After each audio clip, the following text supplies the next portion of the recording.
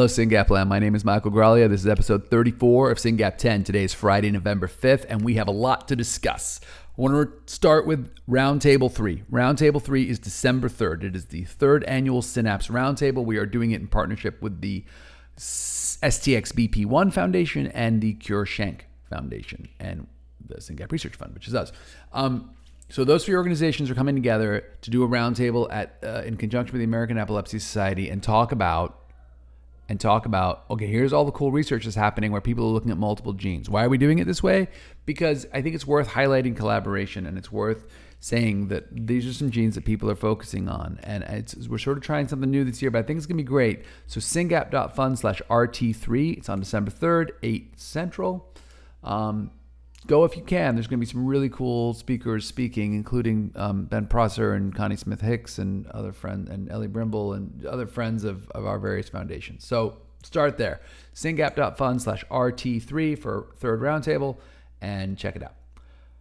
Other thing I want to tell you about is we've had 135 people sign up for Ciitizen in the U.S. Now, 7 of them are variants of uncertain significance, so we can't count them against our 150. That means I have 128 people who have signed up and agreed to share their child's medical record with science. Thank you very much to those people. That means I have 22 more spots for people who want the benefit of a dashboard all to themselves and to know that their child's data is in all the cutting edge research that we are feeding with this data. So people, get on the bus. There's 22 spots left. November 15th is our target date. Let's please fill these spots up. If you have any questions, concerns, or anything that you want to know about Ciitizen, call me.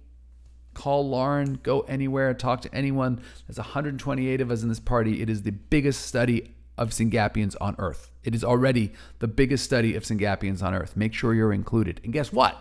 Talking about studies, we're using Ciitizen as the jumping off point for 3 more studies. I am so excited. I can't even tell you how proud I am of this organization.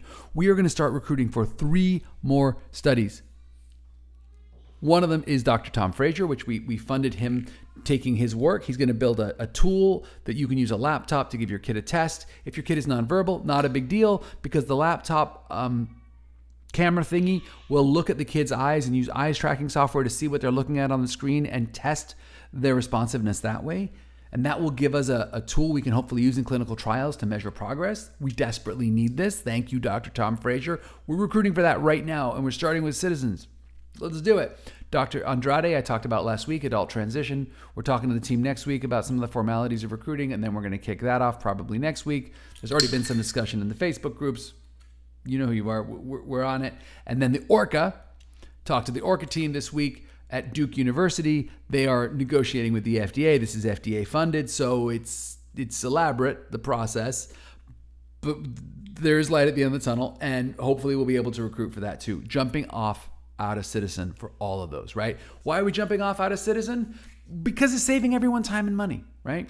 If I recruit a non-citizen to these things, then the doctor has to ask for genetic reports, and the doctor has to ask you a bunch of questions. Do you remember the first time your kid walked or whatever, or when they had which seizure? No, none of us remember this. Guess what? It's all in Ciitizen. And it came from a medical record. So they don't even have to trust that you as a parent remember the difference between a tonic-clonic seizure and a myoclonic seizure and an atypical absence seizure and a whatever seizure. And then they change all the names. It's ridiculous. People shouldn't change their names. But the point is, we're using Ciitizen to improve the accuracy and to improve everyone's time. So the doctors will register, the researchers will register with Ciitizen, they'll get that data set, and then we'll recruit patients, and they'll be like, hey, are you in Ciitizen? Yes, which one? Boom. Oh, there, I've got all your records. Amazing. So if you want your child included, if you want to make sure that your child is studied and that these studies that are going to inform the tools and the design of clinical trials in the future, if you want to be a part of that party, make sure you're signed up for Ciitizen. And then, you know who you are. Be in touch with us. We'll reach out. We are recruiting aggressively right now. So I talked about the roundtable. I talked about Ciitizen. I talked about this, the studies. Those are my big 3. I want to talk about the newsletter. I did a newsletter this week. And I got to tell you, I sat down. Every time I write one of these things, it's like half a day I'll never get back. We got to format them and double check all the links and send them and proofread them. I still misspell at least one word every month, at least. And that's like version 7 that you're reading. You should see version 1. Anyway, it doesn't matter. And I sat down to write this newsletter, and I was like, oh my goodness, are you kidding me? Like, I was like, oh my God, are you kidding me? Everything that just happened the past month and everything that's going to happen in the next month was crazy. Really exciting. So if you haven't read that newsletter, syngap.fund/NOV, N-O-V, like for November. Go read it. It's a pretty good newsletter. There's only one typo, which for me is like an A+. So just a reminder of what I said in that newsletter. I reminded you that there was a webinar yesterday with Dr. Michael Courtney, which I'll come back to in a second. Pretty amazing. I reminded you about the Ciitizen deadline looming over us. Sign up now. I reminded you that Giving Tuesday is November 30th. So Giving Tuesday is an annual day of giving, which is a great opportunity. Everyone's going to be talking about giving to their favorite nonprofit. SRF should be one of your favorite nonprofits. So please consider giving to us. But even better, go to our website. There's a purple bar right across it for our current fundraiser. Click on that and go start a team. You get your own little page. You know, it's like an online fundraiser thing. Share that link with people. Share that link with people. Tell them about SRF. Tell them about the person you love who's got Syngap. Tell them that we are a zero overhead organization and every penny goes to research, and help us raise some money because we got a lot of opportunities to help people.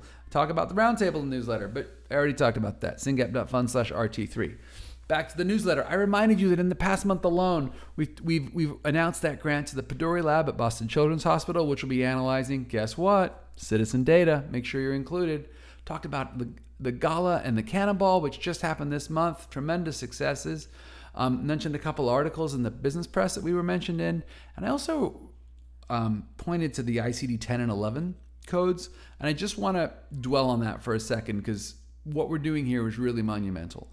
So ICD-10 is something Dr. Schlecht has been working on for 2 years. Hans is on our board, great guy, and really committed to the ICD-10 code, which he achieved. Effective October 1st, F78.A1 is the ICD-10 code for Syngap 1 in the United States of America. And if you are in America and you have a patient being seen by doctors, make sure that they put F78.A1 into that child's medical record. There's a lot of blogs about why this is important, but trust me, it's super important. So, okay, it took Hans 2 years. We just got ICD-10 in America. Why are we already talking about ICD-11? Not up to us, right?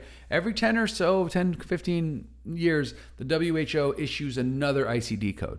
And it's not like you're going from like version whatever to the next level. It's like a whole new thing. It's like going from, it's not like, my analogies are bad here, but it's like going from gas to electric, right? It's a whole different thing, ICD-11. And so Hans is already hard at work making sure the WHO is finding a way to include Syngap 1 in ICD-11. It's tremendous work, and he should be applauded for it. What's even cooler about that is for ICD-10, we talked to the CDC and we got it approved in the US. Because ICD-10 had already been issued by the WHO and adopted by the different governments of the world. ICD-11 is still cooking in the oven at the WHO. So this conversation can affect every country on earth. Pretty cool. Pretty cool, Hans. So why am I spending time talking about this? Number one, if you are one of our colleagues in another country, make sure you read the ICD-11 blog, syngap.fund/ICD-11, predictably, and talk to your researchers in country and champion the WHO for this cause. We should all be on the same team here. We all want our kids coded the same way. And number two, just watch this space. And if you're a clinician in the US, by the way, we'd still love your help championing this with the WHO. So ICD-11, check it out. That's all in the newsletter, syngap.fund/November. I also in the newsletter talk about the medical considerations document. This is worth talking about for a hot second. Dr. Marta Dehia, who's on our board of directors, has led this effort admirably. Marta's amazing. She only knows how to work hard. I don't know how she does it. But basically, we had a lot of patients saying, I'm going to go see my doctor. What should I talk to them about? We get this question a lot. So Marta said, okay, let's do this right. So we thought about it. We looked at best practices from other groups and created a document you can take to your doctor's appointments and say, here are all the things you should check. Here's what you think about. We've been sharing this with our researcher, clinician friends. They've been giving us sort of minor tweaks, and we're making those tweaks to the document. It lives online, syngap.fund/docs. Check it out, syngap.fund/docs. And the punchline there is we're going to have a meeting with them. We're going to keep updating this document, but it's in pretty great shape. And there's a link to it in the newsletter, syngap.fund/nov. Or you can just go to syngap.fund/docs. But thank you so much for your work on this, Marta, and it's a really valuable tool for our community. I am running low on time, but I'm going to say three more things. Number one, we have the webinar yesterday with Dr. Courtney was amazing. You should watch it. It's already up on Facebook. It'll be on our website soon. You're going to watch that and you're going to be like, gosh, we need more science like this. Yes, we do. How do we get more science? We raise more money.